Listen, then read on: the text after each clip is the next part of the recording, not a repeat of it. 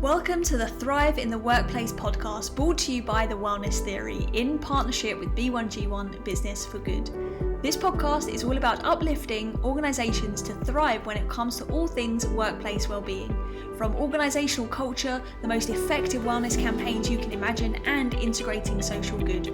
You will find insights, inspiration and information that supports leaders at all levels to implement best practices to improve engagement, performance and vitality within the workforce. We believe that workplaces can and should be healthy and sustainable for both the workforce, the bottom line and the community. And in this podcast, we'll show you how. And just so you know, for every listen this podcast gets, we'll be donating to a life-saving project aligned with the UN 2030 global goals. So thank you for being here and continuing the ripple effect. Without further ado, join us to thrive in the workplace and become a force for good in the world. Welcome. I'm your host, Charlotte Stebbing-Mills, and today I'm joined by Kellee Forbes. Kellee has an extensive background within the health and wellbeing sector for almost a decade, and the majority of that time she was working with one of the world's leading medical insurance providers, Bupa Global, as the Wellbeing and Engagement Manager for the Middle East and Africa region. Now today, as of this recording, Kellee is currently the Senior Enterprise Account Manager for LVL Wellbeing, one of the region's leading wellbeing providers with members in over 60 countries. LVL are pioneering a holistic approach to employee wellbeing and engagement, and are empowering forward-thinking companies to promote holistic health and community for their teams through the LVL digital platform, as well as physical wellbeing hubs and studios. Kellee, it's so good to have you here this afternoon. How are you? Very well, thank you, Charlotte. And yourself? Yeah, very well, thank you. So, Kellee, I've just done an introduction of kind of a bit about your background, but tell us, what do we need to know about you that brought you to where you are today? Oh, yeah, fantastic. Thank you, Charlotte. So it has been a journey, and one that's kind of happened by accident, but also one that I'm incredibly proud of. The journey started about 10 years ago in the UK, when I started working for Bupa Global. And obviously, as British people, that is an insurer that we are all so incredibly proud of, as they've been around for many, many years, longer than the NHS. So I started with Bupa in Brighton, where I was living at the time, and that's where the global headquarters is. And then about a year into my tenure there, I started looking after the Middle East portfolio. And I just became fascinated with all things Middle East and how their attitude and dynamic was so different to the other regions, such as Europe, Latin America, and so on and so forth. Now, the role that I was doing was actually being regionalised to Dubai in early 2016. And I was aware of that. I was only meant to be doing the role for 6 months, and then I would go over to look after Europe.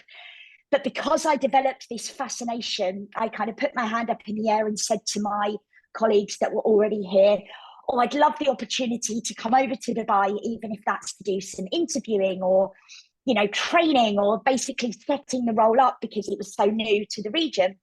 And then they offered me a permanent relocation. So that was in 2015, so 8 years ago. And the best thing that I ever did. So I'm still very, very proud of Bupa, because it literally changed my life in so much.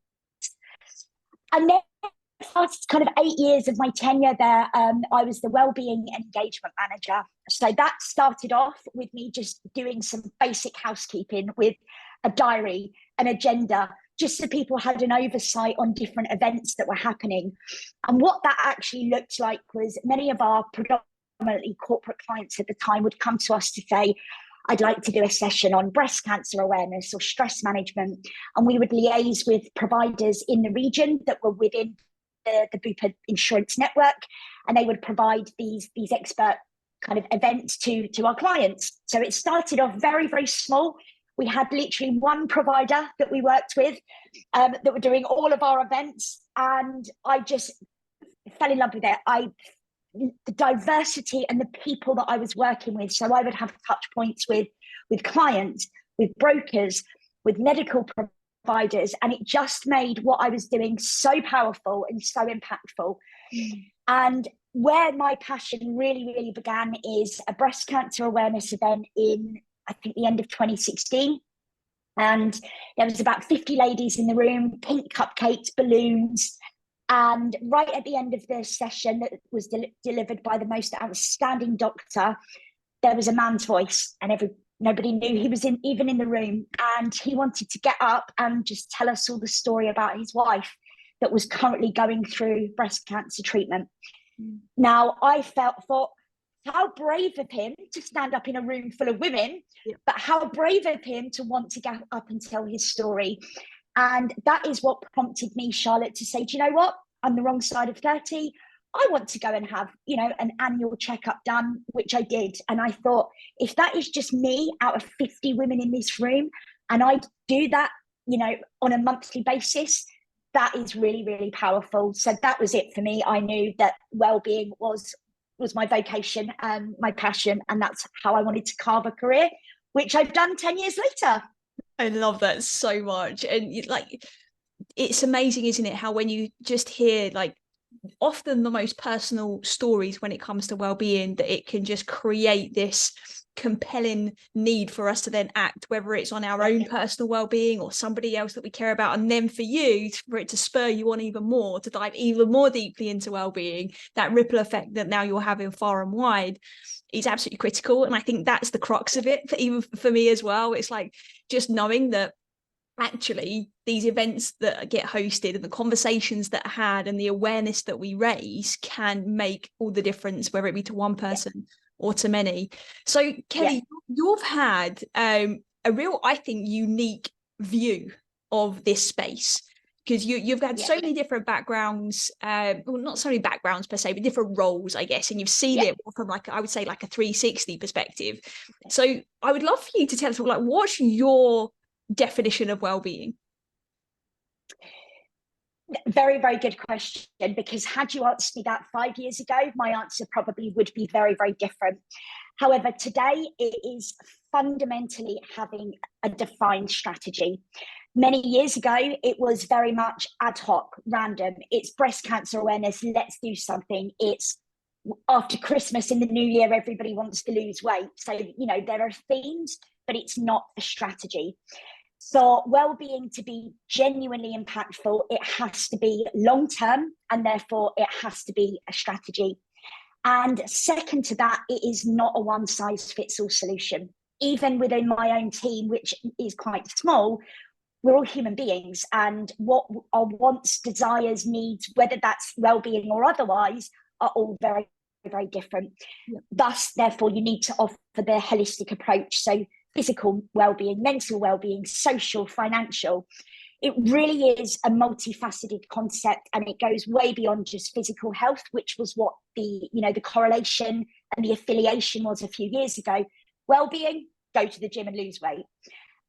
We really encompass the holistic experiences and satisfaction of individuals in the workplace.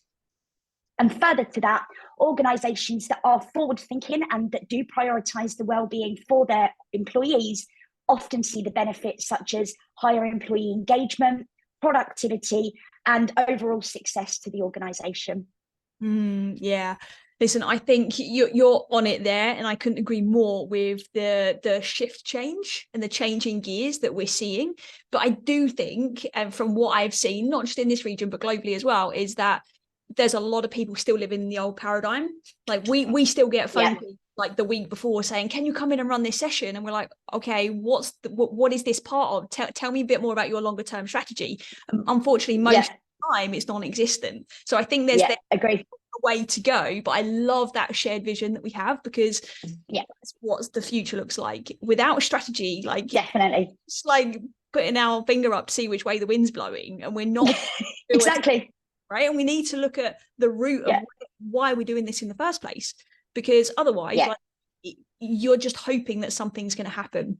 And that's you do that in any other area of business, right? Tell me any other in an organization that would be acceptable. It doesn't make any sense. Agree. And the analogy that I always used to use is, at the beginning of the year, companies have a marketing strategy, a sales strategy, a product strategy, depending on their industry. But what they don't have is a wellbeing strategy that's going to make sure that their employees can achieve all of these other strategies that they've put in place. I mean, it is mind-boggling, but significantly better than it was, a few years ago, certainly pre-pandemic, definitely. Yeah, absolutely. And it's interesting because you're looking through the eyes of strategy, and you've worked with like Bupa Global and now LVL Wellbeing, right? And they're two very different players in this sector. So I'm really curious to know from your side and what you have seen, like what have been some of the challenges you've faced whilst perhaps going through that paradigm shift of your own view of wellbeing? Yeah, definitely. So, I mean, that's actually quite an easy answer, having gone through it personally. So obviously Bupa, I mentioned, something that very, very proud of, but it's a global giant. It's a huge, huge organization, which was amazing, because there were so many people, so many different roles, departments, clinical expertise, all around the globe. And as I've said, it, changed my life in many, many ways, and I will always be grateful for that. However, that did come with challenges. And one of those was the high expectations that clients put on you. Being a tier 1 global insurer, the premiums aren't cheap.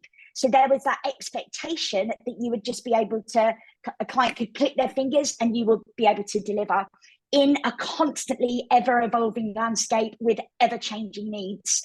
So, pre-pandemic, it was very much, breast cancer awareness and some of the more popular World Heart Day, etc. And then throughout the pandemic, it was all about mental health. And it was, how can we get mental health support to our members really, really quickly? And second to that, there's normally very little or no budget. So the demands are high, but there's no budget from the client side to pay for it. So as the insurer, you are constantly looking at ways that you can support. And that's really challenging. However, the strength of working for an organization like Bupa is certainly the brand, the reputation. So what I did over the course of 8 years is really kind of leveraged on that, as well as being, passionate about wellbeing, and kind of partnered with, I guess, like-minded companies. So that could be, some of the top medical providers, some of the smaller boutique kind of psychology centers, and each of us having a mutual interest in creating happier and healthier members. And that was how I did it. Mm. So the transition over to LVL, going from a giant to a very small team, was one I found incredibly challenging, and something, I am really happy to talk about. I went from having teams of people, so a marketing team or somebody that would help me create content, to who's doing this for me? Oh, nobody, Kelly, you've got to do it yourself. However, the huge advantage of that is you learn really, really quickly. You have to think on your feet. So it was certainly one of the best moves that I ever did for my professional development, because being part of a smaller team, you feel valued, you feel recognized, you feel listened to and appreciated. I always use the analogy, I was a small fish in a big pond, and now I'm a big fish in a small pond. I like that. And often for the bigger companies, we can learn a lot from smaller companies, right? From yes. that perspective of actually really seeing and hearing and letting employees and individuals just thrive with their own strengths and helping them grow. Yeah. I know it's easier said than done, but I think there's definitely a lot to learn there. So yeah, the solutions that are now being provided, if you had to compare kind of like Bupa Global and LVL, like what's the shifting gears there when it comes to the clients that you work with? And because you're essentially almost like selling something a bit different, if that's fair to say. Yeah, no, absolutely. And again, I guess it goes back to the point I made earlier about having the strategy. We are very different in our business model. We are a digital platform. And as an additional service to our customers, we also provide kind of live ad hoc events, whereas insurance companies are doing it the other way around. So, it's going back to where we were 5 years ago, which for me is absolutely not the answer. So that's really one of the key differences. Obviously, there is an interlink between insurance and wellbeing. We partner with Cigna, Middle East and Africa, who are the region's largest medical insurance provider. As Cigna Healthcare, they are at the forefront of wellbeing initiatives, which is why we've partnered together since 2020, because they realise let Level be the experts in what they do. And providing access to healthcare, more comprehensive benefits from an individual perspective. So I'm talking about, offering things like regular checkups, removing that financial burden. I have seen people that have had not great insurance, providers, because that's all their company can afford, and that becomes quite a stress. They need to seek treatment, but the insurance won't cover it, and so on and so forth. So the financial and the stress elements of having insurance benefits that don't cover your needs is pretty significant. Also, what we do today and what we aim to do is kind of a retention and recruitment tool. So we want to be the employee benefit for well-being, for as employers kind of recruit new talent. We've talked about productivity, absenteeism, engagement, and holistic well-being. So they all kind of interlink. Yeah, definitely. And there's a massive crossover there. But I think sometimes there's a bit of a disconnect between insurance and well-being. And what really is that link? Is it just a tick box exercise that, okay, legally we need to provide X, Y, Z? So there's definitely a link there that I think often gets overlooked. And that being said, is there anything that perhaps leaders need to know about that maybe they don't know about when it comes to that link? Yeah, definitely. So firstly, it would be the holistic nature. It's not just physical health. It's not getting your employees a discounted gym membership with a view that everybody's going to lose weight, or putting a fruit platter in the office once a week. Yep. The impact that it can have on culture. So, we talk all the time, we hear about toxic workplace cultures. I have experienced it. It is real, and it's awful. And hence why I'm not there anymore. So, it really, really does have an impact. Something on day one at Level, I knew straight away, just by the interactions that I had with my colleagues, what a wonderful culture that it was. And every single person that's joined the team since then has said the same thing. Amazing.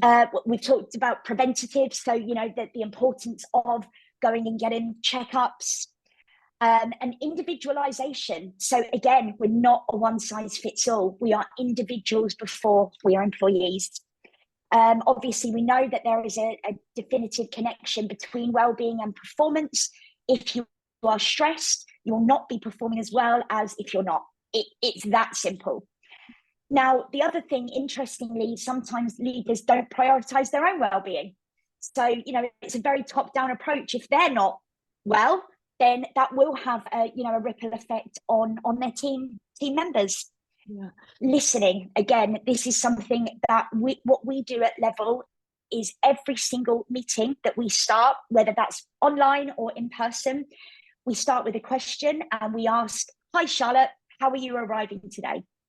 We just want to set the tone for the meeting and ask you how you are feeling as an individual.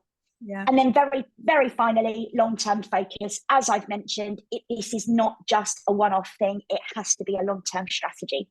Yeah, there's so much gold in what you just said there. And I think one of the key things, two key things that stand out for me. One is that at Level you're practicing what you preach. I love that. And that's so I've had a lot of interactions with different people in this space, and often that's not the case. And that makes me run a mile often from but the reality is you need to practice what you preach to be able to deliver that level to your to your customers, right? And to the people that you're completely agree services. Yeah. The second point though that you raised there is individualization. I think that is so important moving forwards. I think the future really is about personalization and technology, right? And it sounds like we're really navigating that space brilliantly at Level. But one thing that I found really interesting, so when we was expanding our own workplace wellbeing services, we did a lot of research and we interviewed over 1,000 employees at different levels, in different positions, in different sectors in the GCC. And a majority of them said that they had access to an app, but most of them could not name the app, let alone say that they're using the app. So like I said, I think the future is tech, and I think companies often know this and they get that personalization is important, and then they buy into a wellbeing app of some kind, but then unfortunately it's not landing in the way that it needs to. So tell me, why is Level different? Yeah, great question. And I completely agree with you. I think it really does go back to the point that you just made, Charlotte, is we practice what we preach, and that comes across. And that's why, you know, every single Level team member, whether they are client facing or not, all will tell you the same story. Our mission and our vision is to create a happier, healthier world. And that has to start from within. And, you know, our CEO and the founder of Level, it was built off the back of him having burnout. Now, I cannot think of something that I am more passionate about than we have created an entire, you know, regional leading platform because it stemmed off the back of somebody's own bad experience. And so I tell that story to every single client as many times as I can, because it really does show authenticity. What we also do is have some fantastic benefits. So we offer unlimited annual leave. We do a 4.5-day working week, and once a month we have a 3-day weekend, so we call it Recharge Friday. So these are tools that our kind of leadership team have put in place to really support with work-life balance and to help prevent things like stress and burnout. Now, these are stories that I tell my clients and members every single day. So I think that's when it becomes more of a tick box, because we're not just the platform, we're human beings, and we have touch points with our clients on almost a daily basis. And not only that, we actually go over and above, and we offer a lot of other initiatives. So we do exclusive live events, both on site and online. We do what we call Wellbeing Wednesdays with Cigna, but actually, rather than it just being ring-fenced to Cigna members, we broadcast those to all of the users on our platform in over 60 countries. We have personalized and targeted communications. So if a client comes to me to say, Kellee, I'd really like to do something on Dubai Fitness Challenge as a good example, we can just look at some of the different fitness content and create a targeted campaign. And what we do is we have Level champions. So the champion would be the equivalent of the HR or the wellbeing lead within the organization. So those are our points of contact. We feel by them having a genuine vested interest in wellbeing is going to set, you know, the precedent and success much better than somebody doing it because it's their job, or maybe it isn't their job. As I've certainly seen over the last few years, HR doing it because they have to, not because they want to. But more importantly than any of that, our members are at the heart of everything that we do. So our entire platform is purpose-built around them. Our most recent features that we've launched is an individual wellbeing check-in. So this is a member can have a one-on-one with a Level team representative to just talk about them. I mean, how many times a day, Charlotte, do you have somebody come up to you and say, how are you, Charlotte? Let's just talk about you as Charlotte. Exactly. It doesn't happen very often. So we offer that. It's quite a new feature, but I cannot tell you how well that has been received. So it's just an informal chat, and then the Level team representative will do some kind of goal setting and really just work with the individual as they see fit. So there's lots of stuff doing in addition to the digital platform. Really what makes Level different.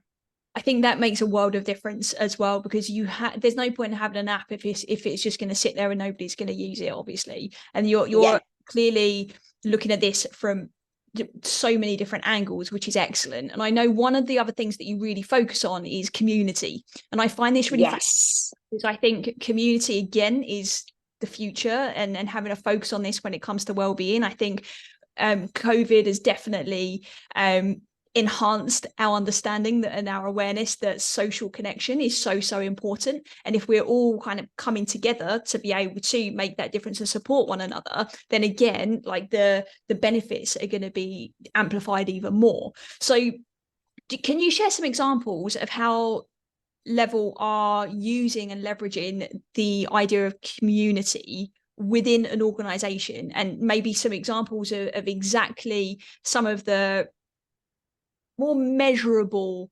responses that you've had? Yeah, definitely. And that's a great question. And Level is all about community. So, this is one that I'm really excited to answer.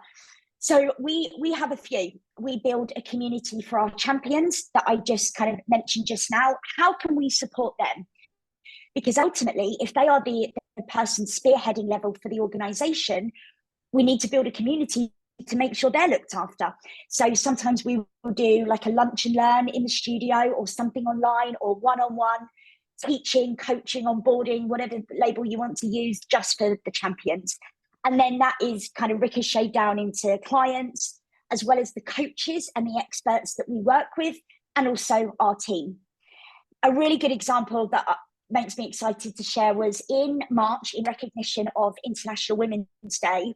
We hosted an event at our studio called Empowered. And what we did is we brought a speaker in to do a session on women's health, and we did a confidence walk. Now, I'd never even heard of this. And we invited existing clients, we invited partners, we invited prospects, a real mix. So everybody could really get to know one another as part of the Level community. So what the confidence walk was, is it was Beyonce's, I think, Single Ladies, and we just had to kind of strut and dance in pairs around the studio. Now, some people would just never want to do that in a million years, but everybody absolutely loved it. And it was so successful that we're hosting a similar kind of breakfast event on stress management and resilience next week. And then finally, what we've actually done really recently is we have taken on board a head of coaching and community. So what she's doing is really building a community within the experts and the coaches that we work with to really drive that forward with clients and members. So yeah, community, it's all about us, definitely. Yeah, and there's nothing like community to get you to step out of your comfort zone as well, right? Exactly. Yeah. Like that. But that's where growth happens, right? Not necessarily, dancing to Beyonce for some, yes, but just that space of being able to go to and just have some fun with it as well, I think is really, really important. The other thing to highlight what you shared there around the way you support the champions within the workplaces you support, that is like music to my ears, because the amount of organizations that I've been into, and they have good intentions and they've trained up people in like mental health first aid, and they've run some events, but then the person that's running those events and that has perhaps been trained in that is left completely solo to figure out the rest themselves. And when we talk about things like mental health, that can be quite heavy. So like there has to be support, and that two heads is better than one, and so on. So it's absolutely vital. So I love that that's something that you guys focus on. I think that's brilliant. It's really inspiring what you've obviously created at Level. And so I'm really interested to know if there are any perhaps trends that you see appearing, or anything that's perhaps being overlooked that could be a game changer in the future when it comes to wellbeing. Yeah. And actually, we've kind of already alluded to this point in terms of digital wellbeing. Now, obviously, the trend of that sometimes gets overlooked, or as the point that you said, when you did your research, it's a tick box exercise. But once more people start kind of embracing that, they'll realize that it really does involve leveraging technology to enhance and promote overall well-being, mental health, work-life balance. Now, sometimes technology is associated with stress and information overload. So when I said that we purpose-built our platform to not be that, innovative, user-friendly, appealing. So, tools are emerging with the potential to positively impact well-being in the future. I think it's just about the more kind of awareness, education, understanding, everything's going digital now. So I think at the moment, rather than it being a tick box, I hope that will change within the next few years, as well as things like wearable technology. So that is a feature that we are launching next year, synchronization to wearables, because then it does start to get a little bit exciting, and the amount of people that do wear things like Apple Watches and Fitbits to kind of monitor their own daily activity. Yeah. Telehealth as well, you know, certainly from when I was at Bupa in the midst of the pandemic, that was a lifeline. It was a lifesaver for many people that couldn't kind of access doctors, as well as, you know, people maybe being remote now. They can still access good quality care, whether that's through their insurance provider or with ourselves being digital. You know, we're taking it out of, you have to be in the office on a Monday morning to come in, you know, experience this wellbeing event. So I really do think it's all about technology. Yeah, and I think it's a no-brainer, really, isn't it? Technology is here and it's here to stay, but I think we're still really in the early stages, I think, of what's possible when it comes to the technology. So I'm really excited to see where it goes. I'm excited to see it done right, because you know, there's a lot to be said for people that don't want an extra app or another webinar to go to or another thing on their to-do list. So I'm really excited to see where that goes. I love that you're bringing in the wearable tech into it, because that obviously then with personalization.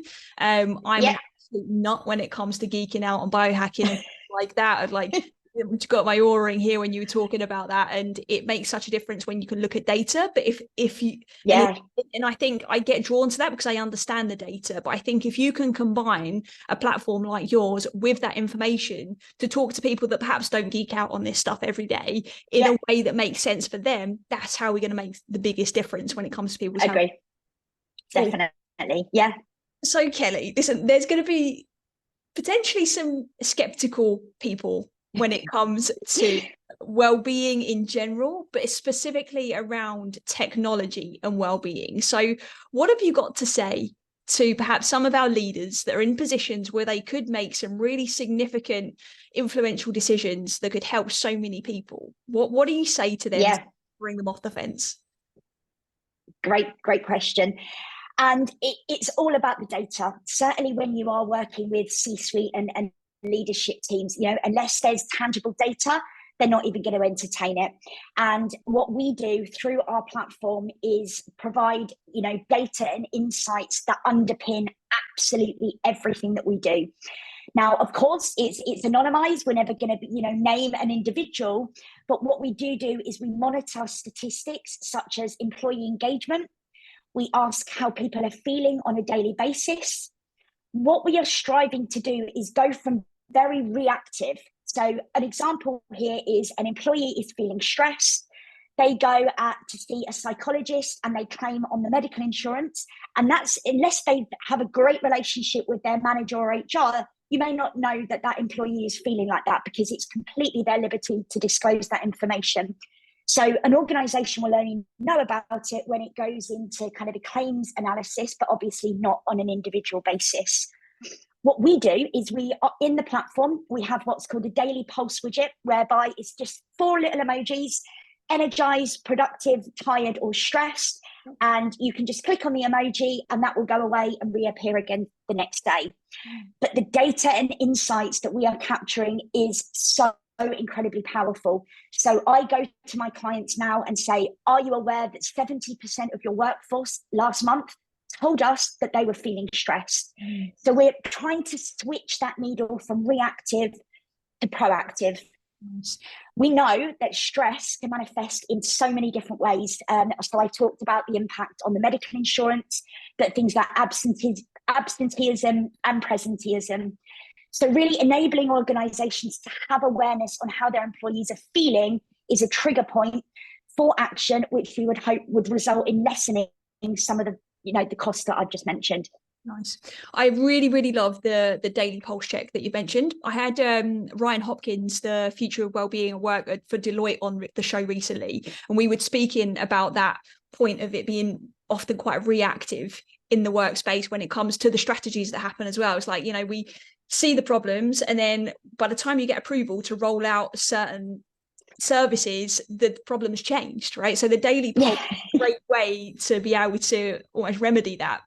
What I would love to see in a platform like yours is that data isn't necessarily just going to you to report back to them at the end of the month, but actually there's an embedded notification that goes to your champions in the workplace on almost a daily basis, right? I would love, as a business owner, to be able to look and see a dashboard of how my team have been feeling day to day. Doesn't necessarily mean that I'm gonna, suddenly put something on to remedy it, but to start to identify patterns, because it's that daily pulse thing, right? And that is absolutely necessary, and things move so friggin' fast that we have to be ahead of the game. So getting that data, I think, is critical. And I think most C-suites and most leaders somewhat love a bit of data, right? Somewhere along the line, whether it's financial data or any kind of data, I think it's a necessary thing to have so that we can move the needle, right, in any different part. Definitely. So, Kellee, I know we've jumped into quite a few things today, and it's really like I've already said, that what you're building there at Level. Is there anything else you think our audience need to know that you haven't already mentioned? No, just there's lots of exciting features coming. We talked about the synchronization to wearables. What we are going to start doing is a bit more of the personalization at kind of an individual member perspective, because ultimately what we want to be able to start doing is really tracking and monitoring, somebody's progress, and really helping them to either kickstart or support them on their journey, because whether they're intermediates, beginners, advanced. So there's a lot more tools that we are building behind the scenes to really, really support with that. So next year is going to be a really, really exciting year for us. So watch us closely. But yes, I'm really, really passionate and excited about what's to come. I love that, right? And it's already exciting what you've already accomplished to date as well. So I'm definitely really excited and to do some work with you guys here in Abu Dhabi as well. I think it's going to be amazing. Really, really interesting to see where this goes, right? Because it is the future, and I think it's taking a lot of big, bold moves from companies like yours, like ours, to really be able to have a pivot in the old ways into the new ways. And I think if we don't do that, then a lot of people are going to be left behind, not only from a well-being standpoint, but from a business standpoint as well, and a commercial standpoint. So the time is now, I think, for sure. Agree. So, Kellee, finally, so for every listen that this podcast gets, this episode in particular as well today, a donation is going to be made to one of the 2030 Sustainable Global Goals. And we do this to demonstrate how easy it can be for companies to contribute to their CSRs by linking simple actions that they may already do on their day-to-day kind of within their business, and how that can have like this knock-on effect to something good in the world. So the goal that you've chosen to support, no surprise, is goal 3, which is obviously good health and well-being. So tell me, why is this so important to you personally? Yes, I mean, I couldn't pick anything else, could I? Obviously, it's very aligned with what I do, both at Level, but also, the journey and what I've built over the last 10 years. It wasn't even called Wellbeing a few years ago; it was Wellness, and it's something that I'm so proud of and so passionate about, and I feel so privileged and blessed to be within the Level team, where all of the amazing things that I've told you about today. And then I just wanted to finish off with this quote: "He who has health has hope, and he who has hope has everything," which is an Arabian proverb. So thank you very much for having me, Charlotte. Thank you so much for being here. Today's episode was hosted by myself, Charlotte Stebbing-Mills, the co-founder of The Wellness Theory. If you enjoyed this episode, please do subscribe and share with someone who may benefit, and be part of our mission to help people realise when they're healthy and well, they can be a force for good in the world. I just wanted to share some more about our partner, B1G1. B1G1 is a global movement that enables businesses to incorporate effective impact creation into their everyday activities in a simple and powerful way. Through B1G1, businesses can choose from a wide range of verified projects around the world and integrate these impacts into their business operations.